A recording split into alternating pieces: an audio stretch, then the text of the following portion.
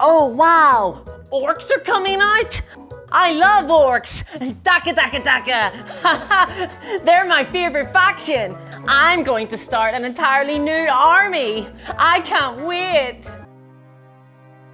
Finally, it's done! I have one whole orc boy, and all it took was $3,000. Well, let's see how many of these are needed. Okay, orc boy, let's see how many points is an orc boy.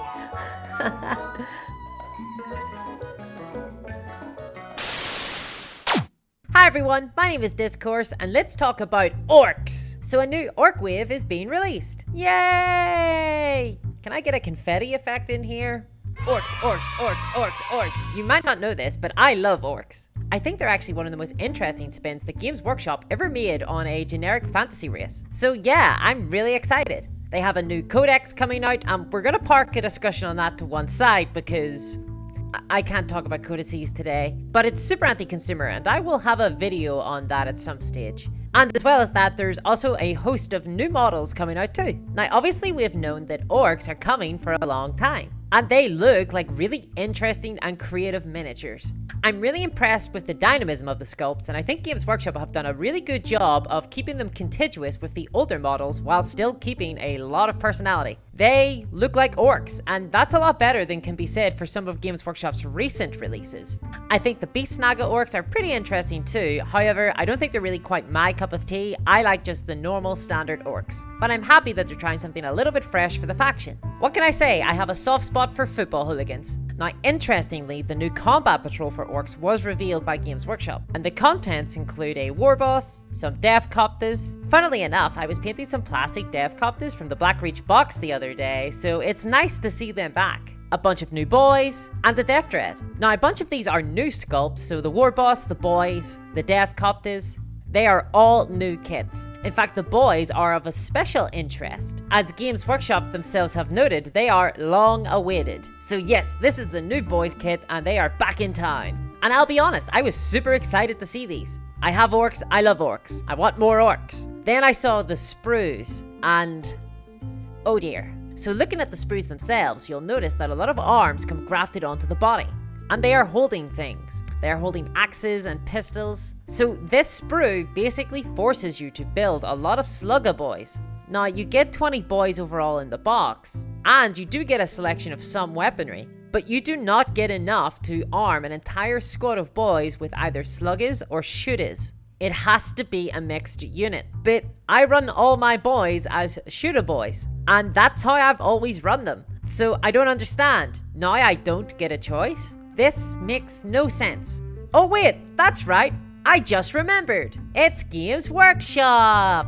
Now it makes sense. So this design is obviously contrary to how orcs are played. Most people will run entire squads of either sluggers or shooters. They will not mix them up. But more than that, the design of these sprues are pretty much the antithesis of the hobby. They are full bodies with guns and arms already attached. This hobby, that is the miniature wargaming hobby, not just the Warhammer hobby Games Workshop, is all about being creative. These orcs look very cool. I like orcs. Me that kind of orc. But I can't get excited for these sprues. They are just another opportunity for Games Workshop to nickel and dime their customers. This leaves a bitter taste in my mouth. The design of these sprues means that if you want 30 shooter boys, which is super reasonable for an orc player, I don't care if they get rid of mechanics or not, these boys are born to be in a massive horde. But if you want 30 shooters together, you're gonna need to buy 10 boxes. Now that is a jinkies moment. Now bear in mind that this isn't necessarily players just simply trying to optimize their build. I can understand that edge cases sometimes can't be accommodated for. I get that, I'm a reasonable person. But this isn't optimizing for a top tier competitive level style army, this is trying to build a competent one. That is a very low bar to cross. So now it's a case of, do you want to have the new models that Games Workshop are obviously going to push that you'll have to then pay through the nose for? Or you can buy the older versions and get an actual competent kit. Although in theory you could buy the new combat patrol, then 3D print out some bits that would allow you to equip your orc boys in the way that you wanted to.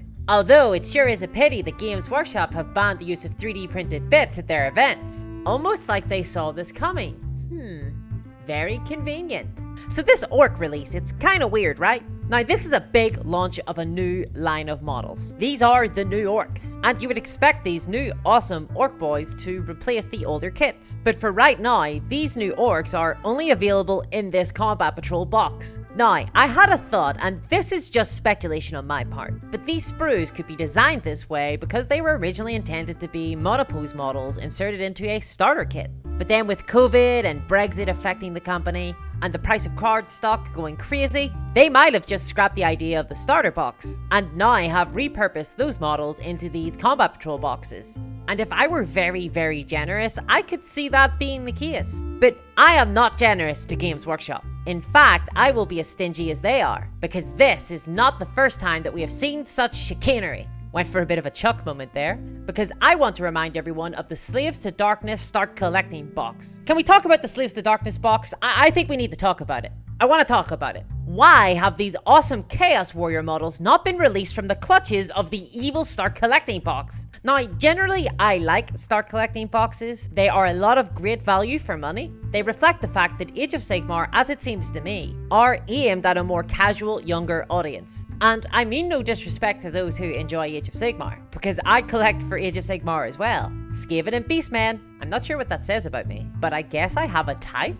But Age of Sigmar, generally speaking, has a friendlier business model than 40k. At least when we're talking about Games Workshop standards. The codices or battle tomes or whatever you want to call them are cheaper, the models themselves tend to be cheaper, and the Start Collecting boxes are great entrance points to the hobby. Now we can go back and forth whether or not that's by design, but I think those decisions reflect the fact that Games Workshop are indeed targeting a younger, more casual audience. But I could see the argument that Games Workshop simply have less confidence in Age of Sigmar when compared to 40k, and as a result have offered better deals for it. And I think that could be down to the fact that it's simply newer. I can get with either side, but either way, the Start Collecting boxes have really great value, and the concept of Start Collecting boxes are very consumer friendly. So I love these boxes, they make for great purchases. But this specific Slaves to Darkness Start Collecting box has unique problems. Try saying that 5 times with your mouth full of marbles. This specific Start Collecting Slaves to Darkness box. The main problem with this box is that it comes with special sculpts for Chaos Warriors and Chaos Knights. This is the only place you can get the most recent and up-to-date versions of those models. They are the most up-to-date, the most dynamic, and the best looking. So to get the most dynamic version of the Chaos Warriors, you have to buy the Start Collecting bundle. I detest this. This is not good for older hobbyists who maybe already have a collection of fantasy models. And we are not going to talk about the change from square bases to round bases in this video and all of that tomfoolery. Goodness, I'm just being a wee oldie with my language today, aren't I? First chicanery, now tomfoolery, it'll be shenanigans next. But yes, it is not good for older hobbyists because if they want to supplement or replace their older collection, and yes, a lot of people do this, then to buy the new versions, they're going to have to buy Start Collecting boxes. And there is so much extra stuff that come in those boxes that will have no value to them whatsoever. Or their only alternative is to buy directly from resellers on eBay. And it is not good for newer hobbyists either, because they're going to start their collection using these Start Collecting boxes, which is entirely the purpose of them. And they're going to pick them up, and they're going to think, yeah, these Chaos Warriors are badass. They're going to put them together, get them all painted, set them down, and think, maybe I'll buy some more. And then they're going to be presented with the issue that the Chaos Warriors that they can actually buy are different. They are less dynamic, and they have a very different aesthetic style. And it will be weird to have those two looks in the one army. And so, just like the older hobbyist, they will be incentivized to buy the Start Collecting box again and again and again. So this is a form of forced scarcity, and it hides exclusives amongst other models. And in this case, the newer hobbyists will be stuck purchasing models that they maybe don't want either. And this particularly sucks because newer hobbyists can get really overloaded very quickly. I mean, as a veteran of 17 years, I get overwhelmed all the time. So I can't even imagine what it would be like to just be starting out. And suddenly you've got 6 Start Collecting boxes sitting there. Good luck.